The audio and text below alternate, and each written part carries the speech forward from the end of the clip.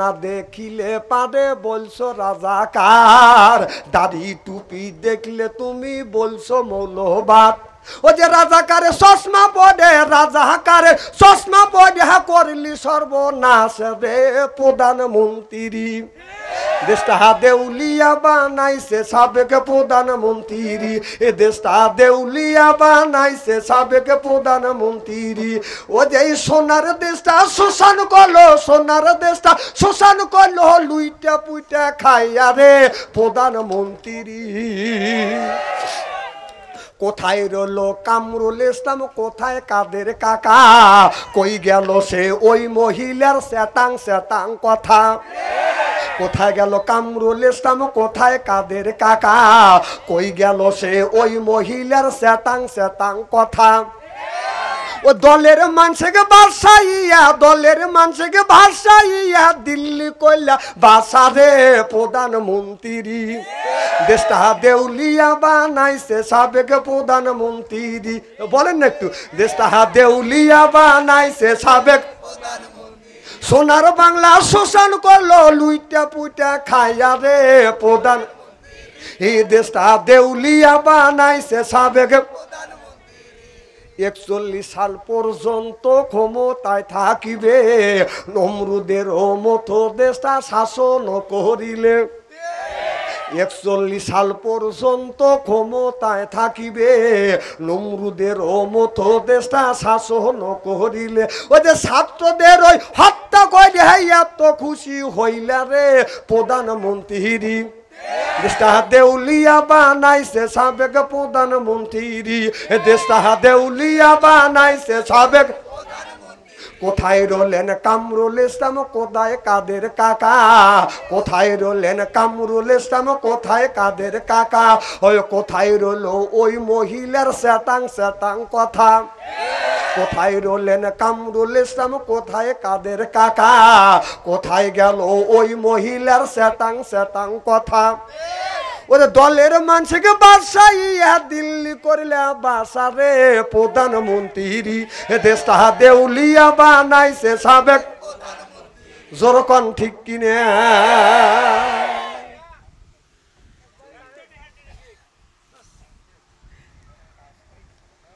আমার ভাইয়ের আমার ভালো করে লক্ষ্য করে শুনুন, আমলের ইয়াতে শুনতে হবে বাজার। তাহলে আমি আপনাদের বুঝাইছি, যারা এই জমিনে আল্লাহকে মানে না, আল্লাহর কথা বাদান বলতে দেয় না, এরা হলো এক রকমের শয়তান। আর এরাই বুদ্ধিজীবী বলে বাদান আপনার আখ্যাত দেয়, তারা হলো বাদান বুদ্ধিজীবী। কথা বুঝতেছেন না? আমি দেখেছি আমাদের দেশের আপনার বিচারপতি ছিলেন মুরগি মানিক। কি মানিক? প্রধান বিচারপতি ছিলেন বাদান মুরগি মানিক। এই মুরগি মানিক টকশুতে বলছিল, একটা মহিলার সামনে বলছিল আমার ভিসিত একজন শট মারছে। কথা কয় না, বলে নাই তো? ওই মহিলাটা বলছিল, সাংবাদিক তো বলছিল বাম পাশে মারছে না ডান পাশে মারছে। তোকে এগুলিকে আমি কাপড় খুলে দেখাবো, তোর ওই টকশুট যা কওয়া লাগবে এই কথা। সেই নিজে বলছিল যে কোরআনের বাকি আল্লামা দিলহার হোসেন সাইদিকে সে নিজে হাতে ফাঁসি দিছে, তাতে তিনি গর্ভবতী হয়ে গেছে। গর্ভবতী না, গর্ভবতী হয়েছে। কথা বুঝতেছেন না? আল্লাহর গজব পড়ছে। এই দিনই তো 7টা কলার পাতা শুয়ে আছিলি। না না, দাঁড়িয়ে লাগ দেখতে পারিস নেই, পলানের আগে দাড়ি মুখে রেখে কলার পাতা নিয়ে পালা বেড়াচ্ছিলি।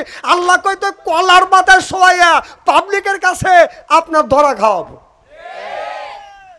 এখন তোর কোন বাপও তো তোর পাশে দাঁড়াচ্ছে না।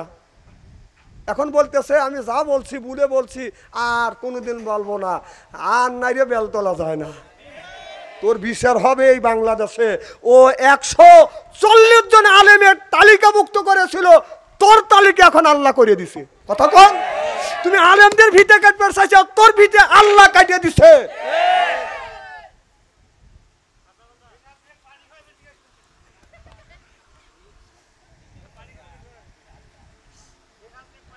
আমার ভাইয়ের আমার, এ ভাই খুব খারাপ লাগতেছে নাকি?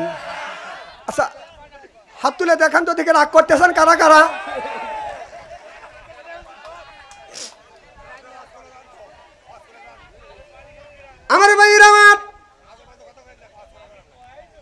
এনেকে আজো বাজো কথা হয়েছে না, একটা কি বাজে কথা কইছি? বর্তমান প্রেক্ষাপট বলে আমার কথা বলাই লাগবে। আমার ভাইয়ের আমার না, এইগুলি যদি আপনি কিছু স্মরণ না করা দেয় তাহলে তো আপনিও ভুল করবেন, আমিও তো ভুল করবো। এই জন্য অতীতের ইতিহাসগুলি স্মরণ করা লাগবে। আমার ভাইয়ের আমার, মুসলমান ভাইরে, এরাই হলো বাদান বুদ্ধিজীবী। এরা বলছে আল্লাহ, এরা আল্লাহকে মানে নাই। এরা বলছে দেয়ার ইজ নো গড, আল্লাহ বলতে কেউ নাই, আল্লাহ বলতে কেউ নাই। তারা আল্লাহ বলে নাই, আল্লাহ মানে নাই। তারা বললেন এই পৃথিবীতে এমনি এমনি ভাবে বাজার হয়েছে। বন্ধুগণ আমার, হযরতে ইমামে আজম আবু হানিফা রহমাতুল্লাহ আলাইহির জামানায় ইহুদিরা বললেন আল্লাহ নাই। আমাদের ইমাম আবু হানিফা রহমত, আমাদের মুসলমানেরা বললে আল্লাহ আছে। ইহুদিরা বললেন আল্লাহ নাই। এখন তাদের হাতে বাদান বাহাস হবে। এই বাহাজে মোকাবেলা করবে আল্লাহর ওলি ইমামে আজম আবু হানিফা রহমাতুল্লাহ আলাইহি। চিল্লাইয়া কোন মারহাবা। ওরা আল্লাহ মানে না, কোরআন মানবে কি? তাদের সাথে বাহাস। ওরা বলে আল্লাহ নাই, আর মুসলমান বলে আল্লাহ আছে। তার বাহাস করবে ইমামে আজম আবু হানিফা রহমাতুল্লাহ আলাইহি। তিনি বললেন বাহাস কবে? যে শনিবারের দিন বেলা 10টার সময় বাহাস। শনিবারের দিন 10টায় হাজার হাজার মানুষ উপস্থিত। যে জায়গা বহাস হবে হাজার হাজার মানুষ উপস্থিত হয়ে গেছে। মুসলমান আর ইহুদিদের মধ্যে বাজান বহাস হবে, কিন্তু আসবা বহাস হবে 10টায়। 1টা বাজে বাজান আপনার কোনো মানুষ বাজান আসে না। ইমামে আজম আবু হানিফা রহমাতুল্লাহ আলাইহি বাজান যায় না। ইহুদিরা চিন্তা করলেন এবার মুসলমানের পরা যায় আর নাস্তিকদের বাজান জয়। এখন মিছিল বের করবে। বেলা 1টা বাজান পার দিয়ে গেছে, মিছিল বাজান এখন বের করবে, ধ্বনি দিবে। এমন সময় আল্লাহর ওলি ইমামে আজম আবু হানিফা রহমাতুল্লাহ আলাইহি উপস্থিত হয়ে গেলেন। ইহুদির সর্দার বললেন আপনার আসার কথায় সকাল 10টায়, এখন দুপুর বাজে 1টা পার হয়ে গেছে।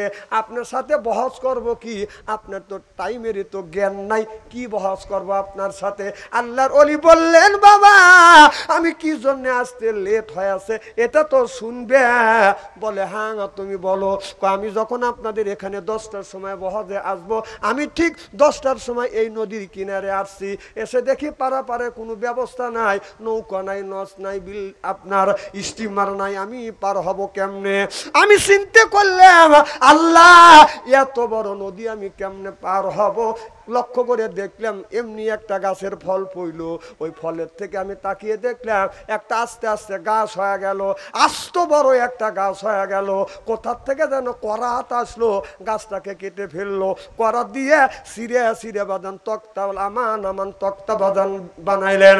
আমান আমান তক্তা এক জায়গা হইয়া একের উপরে এক, আর একের উপরে এক, একের উপরে এক লাগতে লাগতে বিনে মিস্ত্রিতে একটা নৌকা তৈরি হয়ে গেল। এই নৌকা আস্তে আস্তে পানির মধ্যে বাদান ভেসে গেল। আর বিনে মাল্লায় বিনে মাঝিতে আমি এই নৌকা পার হয় এখানে আসছি, এই জন্য আসতে আমার লেট হয়ে গেছে। এখন ওরা বলতেছে, ইহুদিরা বলতেছে গাঞ্জা খাওয়ার অভ্যেস আছে। গাঞ্জা খাওয়ার যদি অভ্যাস না থাকে এত গাঁজাখুরি কথা বলতে পারে কিভাবে? হঠাৎ করে একটা গাছ তৈরি হয়, গাছটা বিনে মিস্ত্রিতে কাটা হয়, বিনে মিস্ত্রিতে তক্তা হয়, বিনে মিস্ত্রিতে আপনার নৌকা তৈরি হয়, তারপরে নৌকা ভাষ্য আর বিনে মাঝিতে আর বিনে মাল্লায় নৌকা বাতাসে বাইডেলে যাইতে পারে, কিন্তু উচন ধরে বিনে মাঝিতে কেমন করে এই নৌকা বায়া আপনি চলে আসলেন? এটা গাঁজাখুরি কথা না। ইমামে আজম আবু হানিফা রহমাতুল্লাহ আলাইহি বললেন আমার বহস শেষ। তাহলে বিনে মিস্ত্রিতে যদি একটা নৌকা তৈরি না হয়, বিনে মিস্ত্রিতে যদি কাঠ না কাটা হয়, বিনে মিস্ত্রিতে যদি তক্তা যদি না হয়, বিনে মাঝিতে যদি নৌকা যদি না চলে, বিশাল আসমান বিশাল জমিন কেমন করে বিনে মিস্ত্রিতে তৈরি হয়? এরা হলো বুদ্ধিজীবী। আর আদম আলাইহিস সালাম হলো জ্ঞানী। সুবহানাল্লাহ, একটু জোরে কর।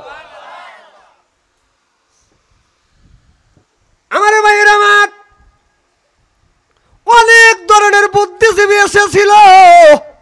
এই 15 বছর আপনার এই দেশটা শাসন করছে, আর যদি 10 বছর শাসন করতে পারতো, যেমন 41 সাল পর্যন্ত নিয়ত করেছিলেন, 41 সাল পর্যন্ত যদি আপনার ক্ষমতায় যদি থাকতে পারতো, এই দেশের মানুষটাকে নাস্তিক বাদান বানিয়ে দিত।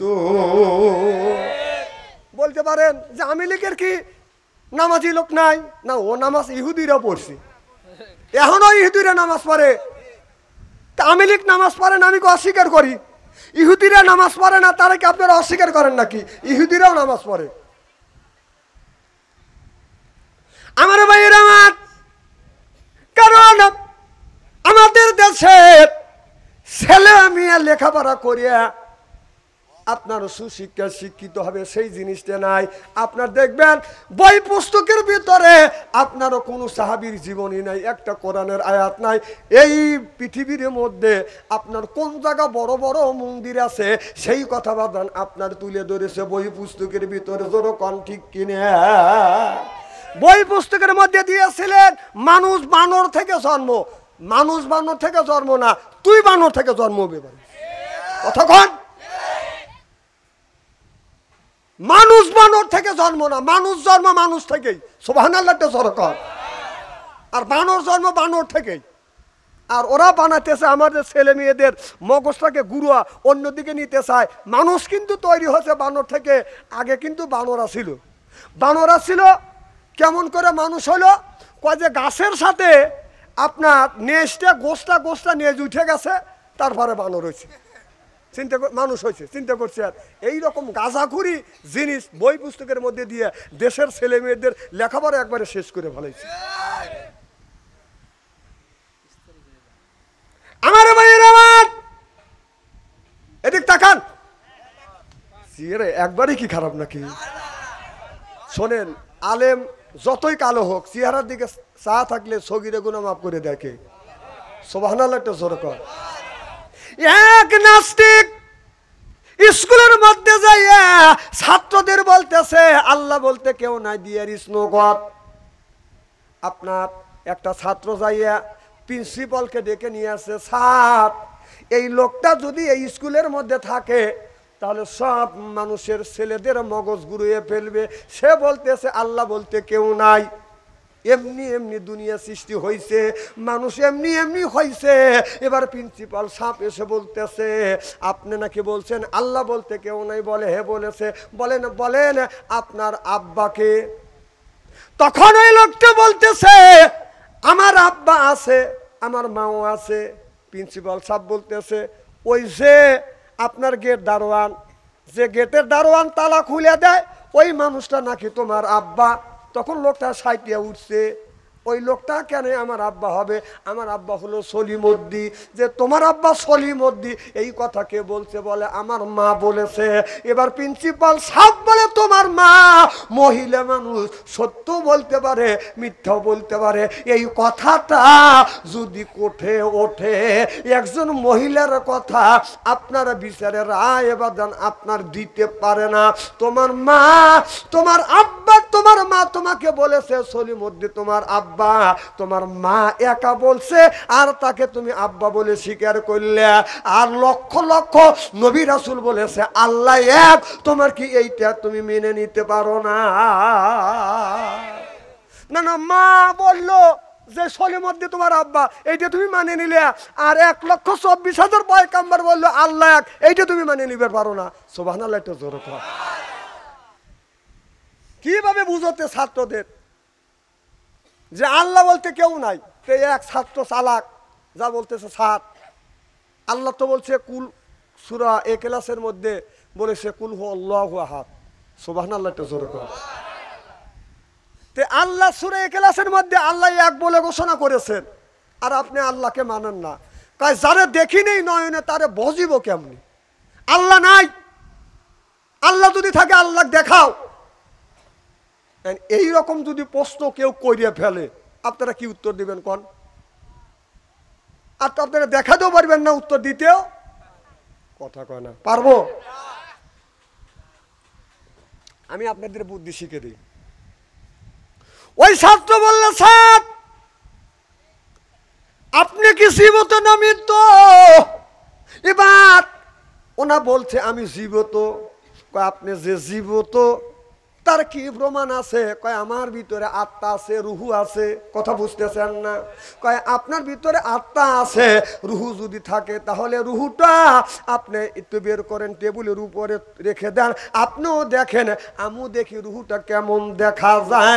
এবার স্যার বলতেছে আত্মাটাকে দেখান যায় না, আত্মা বের করা যায় না, আত্মা দেখান যায় না।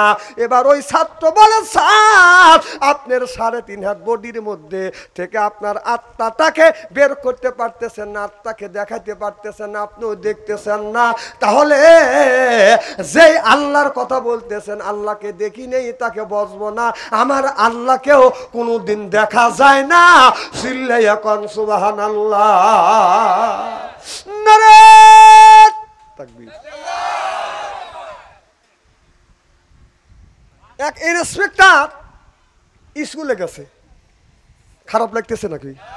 যা বলতেছে ছাত্রদেরকে বলতেছে এখান থেকে তোমাদের স্কুলে হাইটে আসতে আমার আধা ঘন্টা সময় লাগছে, বলো আজকে তোমাদের কিসের ক্লাস? বলতেছে অঙ্কের ক্লাস।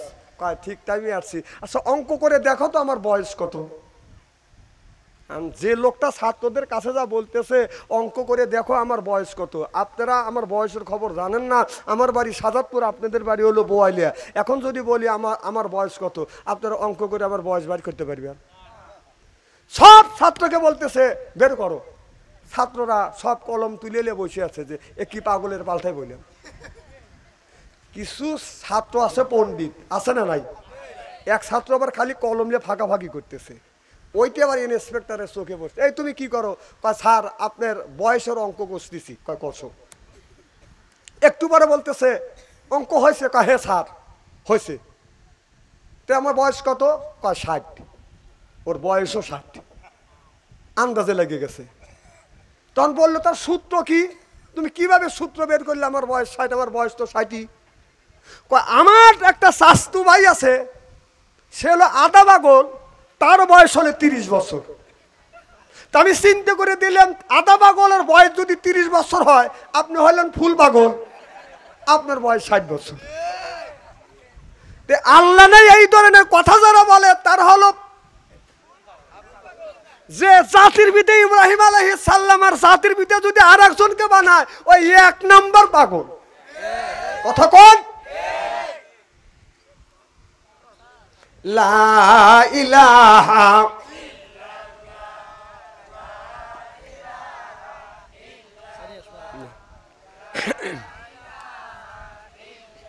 এই কলে মার বান্ধব বেলায় কাজে লাগবে মরণ বেলা, এই কলে মার রৌশনীতে কবর হবে তোমার উজালা।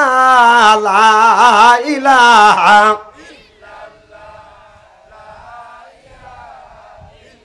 লা ইলাহা ইল্লাল্লাহু মুহাম্মাদুর রাসূলুল্লাহ।